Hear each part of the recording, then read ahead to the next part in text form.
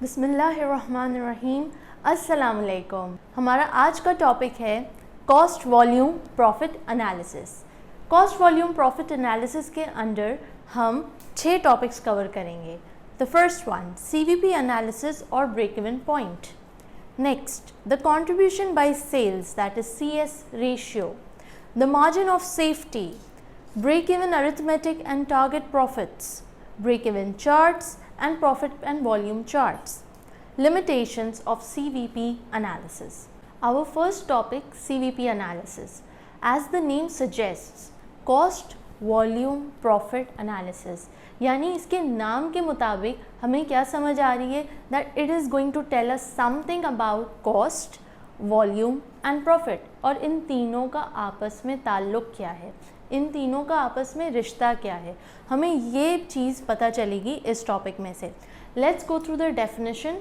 CVP analysis is the study of the inter relationships between cost, volume and profit at various levels of activity.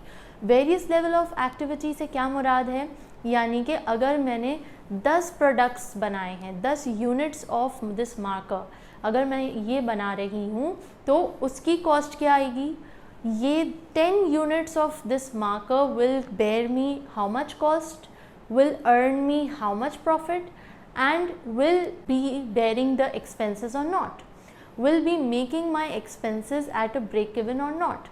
Now what is break even? Break even से मुराद है कि जहाँ पे आपका no profit no loss. Break even point is a point where you earn no profit, no loss. यहाँ पे ना कोई मुनाफा मिल रहा है आपको, ना कोई नुकसान हो रहा है, आप सिर्फ अपने एक्सपेंसेस को बेयर कर रहे हैं। That is called a break even point.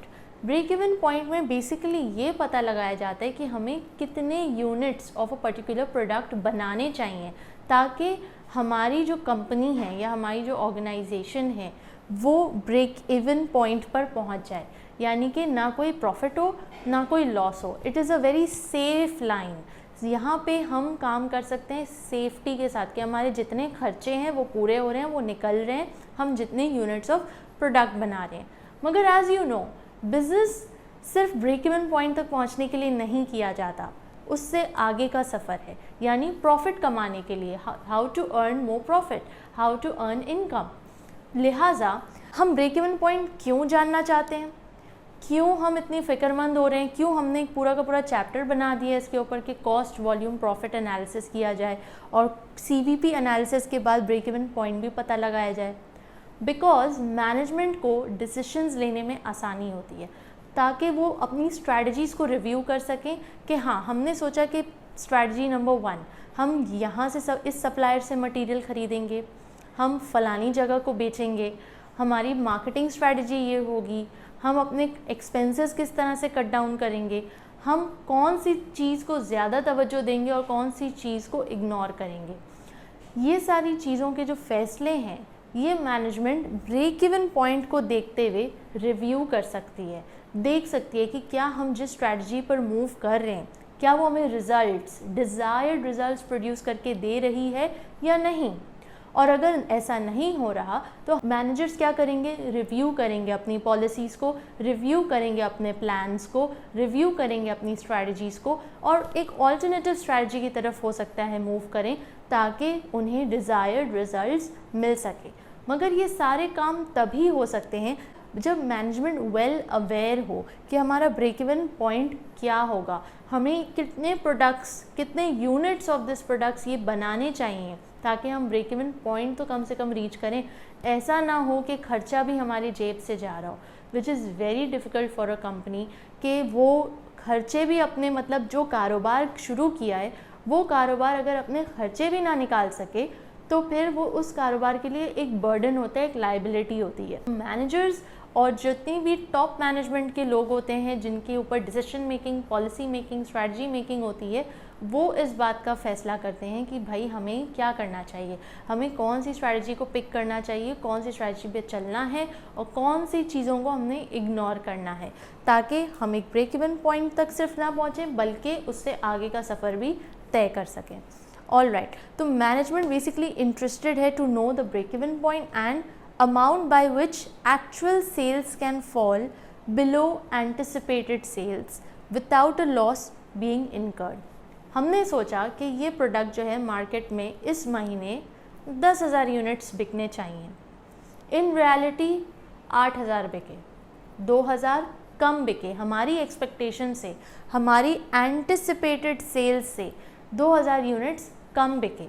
तो ये बात जानना ज़रूरी है मैनेजमेंट के लिए कि क्या अगर मैंने सोचा कि 10,000 बिकने चाहिए, 10,000 यूनिट्स, एंड इन रियलिटी 8,000 बिके, तो ये जो 2,000 की सेल्स का फॉल है, क्या ये मेरे लिए नुकसानदेह तो नहीं?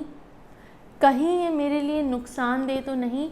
अगर नुकसानदेह है तो ये बात मैनेजमेंट को पता होनी चाहिए कि मेरी एक्सपेक्टेड सेल्स से नीचे अगर एक यूनिट भी कम बिका तो उससे इम्पैक्ट क्या पड़ेगा मेरी कंपनी पर, मेरे कारोबार पर।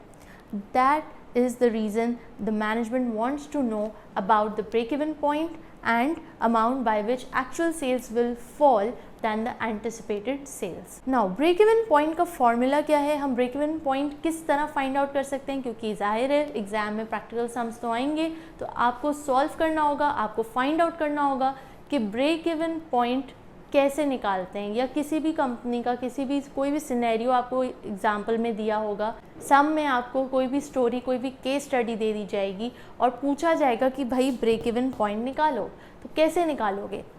Total fix cost divide by contribution per unit. Contribution किसे कहते हैं? Sales minus variable cost will give you contribution. Sales की फिगर में से, सेल्स रेवेन्यू में से अगर आप अपनी कंट्रीब्यूशन को, अपने वेरिएबल कॉस्ट को डिडक्ट करते हैं तो आपको क्या मिलेगा? कंट्रीब्यूशन। सो कंट्रीब्यूशन पर यूनिट इस तरह आ जाएगा। टोटल फिक्स कॉस्ट किसे कहते हैं? इसका जो दूसरा नाम है वो है contribution required for break even. कितनी कंट्रीब्यूशन हमें चाहिए होगी ताकि हमें ब्रेक इवन पॉइंट तक पहुंच सकें, यानी मेरे जो खर्चे हैं वो मेरी आमदनी के बराबर हों, ताकि जो मेरी आमदन है उससे मैं अपने खर्चे पे ऑफ करूं और मेरे पास ना लॉस आए ना प्रॉफिट आए। Zero loss, zero profit, but my income is that much that we are able to manage our expenses. Now this is the formula, ये आपको याद करना है। ये याद करके आपको क्या फाइंड आउट कर सकेंगे? Number of units of sales required to break even. Break even point पे पहुँचने के कितने यूनिट्स ऑफ प्रोडक्ट मुझे बेचने पड़ेंगे ताकि मैं ब्रेक इवन पॉइंट पर पहुंचूं। Okay, CVP analysis and how to find a break even point को हम एक एग्जांपल के थ्रू समझते हैं। एग्जांपल में हमारे पास डेटा गिवन है, expected sales 10,000 units at the rate $8, यानी टोटल रेवेन्यू आ रहा है $80,000। फिर वेरिएबल कॉस्ट गिवन है हमें $5 per unit, fixed cost given है $21,000। रिक्वायरमेंट हमसे कह रही है कि compute the break even point, break even point find out करो। हमने ब्रेक इवन पॉइंट का फॉर्मूला देखा, just put the formula, put all your data in the formula. Total fix cost हमें क्या बता रहे हैं? 21,000। आप यहाँ पे 21,000 लिख दें। कंट्रीब्यूशन पर यूनिट हमें क्या बताया जा रहा है? हमें मालूम है कि एक्सपेक्टेड सेल्स क्या हो रही है, टोटल 80,000। हमें मालूम है कि वेरिएबल कॉस्ट पर यूनिट $5 है, तो टोटल वेरिएबल कॉस्ट हम फाइंड आउट कर सकते हैं by multiplying $5 by 10,000 units, which will give us $50,000। जब हम $50,000 को माइनस करेंगे 80,000 से, why? Because sales revenue minus variable cost will give us total contribution, so our contribution will be $30,000. Now we need to find contribution per unit. So what are we going to do? $30,000 divided by 10,000, which will give us $3. Once you divide $21,000 divided by $3, you will get 7,000. 7,000 units is the number or amount of units जिस पे आप produce करेंगे, यानी अगर आपको break even point पर पहुंचना है, where you want to incur no profit, no loss, then you better produce and sell 7,000 units at least. 7,000 units of your products must be sold and must be produced in order to reach to a break-even point where there is no loss and no profit. Okay, Now if we need to prove that there is no profit and no loss when we are producing our product at the break even point, how do we prove it? We can see through the example itself. क्या देखेंगे हम कि revenue, हमारा revenue 7000 units पर कितना revenue generate होगा। सम में हमें बताया गया था कि $8 पर यूनिट सेलिंग प्राइस है, तो $8 से अगर हम 7000 यूनिट्स को मल्टीप्लाई करेंगे $56,000 आ जाएंगे। देन वेरिएबल कॉस्ट को हमने 35,000 लिया क्योंकि जो हमें डेटा गिवन था उसके मुताबिक, एंड देन हमने कंट्रीब्यूशन फाइंड आउट की, तो 56,000 माइनस 35,000 गिव्स अस 21,000। अब अगर देखा जाए तो 21,000 इज़ आवर कंट्रीब्यूशन, और अगर इसी कंट्रीब्यूशन में से हम अपने फिक्स्ड कॉस्ट यानी जो हमारे खर्चे हैं 21,000 जो कि गिवन है वो अगर हम डिडक्ट करते हैं, you will see that we are gaining a zero profit at break even point. And अगर हम एक एक्सपेरिमेंट करें, 7000 की जगह 7001 यूनिट बनाएं, तो फिर हमारे पास क्या सिचुएशन होगी। तो रेवेन्यू हमने देखा 8 से हम मल्टीप्लाई करेंगे तो 56,008 आएगा। फिर हम अगर वेरिएबल कॉस्ट को देखेंगे तो 35,005 आएगा। इन दोनों को जब हम माइनस करेंगे तो 21,003 आएगा।